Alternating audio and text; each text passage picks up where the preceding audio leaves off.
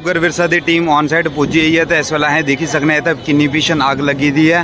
तो इस तो अं तो दसना चाहते हैं कि जो त्रिकुटा नगर वाली साइड तो बहुत ही ज़्यादा जाम होने की वजह करना अपने रूट जोड़े ने चेंज करो और अगर तुंदे आगे पीछे भी कोई ये नहीं घटना हो उसी रिपोर्ट ज़रूर करो।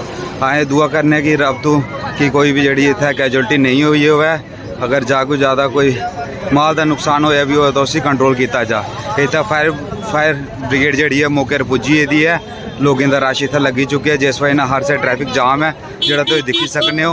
और इस वेले अं इतना खलोते हैं त्रिकुटा नगर तो सुनने च आया कि जेडे इतने पिछे झुग्गियां ने कोई कबाड़िए का स्टोर हा उत्थे ये अग लगी है। इस गल की हाली अं पुख्ता जानकारी नहीं है तो अं हाली कन्फर्म करने च लगे दे हैं, लेकिन तुसें इस अग तो बचना है। इन्हीं जगह तो थोड़ा दूर होवो। अगर तुंदा रूट त्रिकुटा नगर है तो उसे जरूर चेंज करो दोस्तों।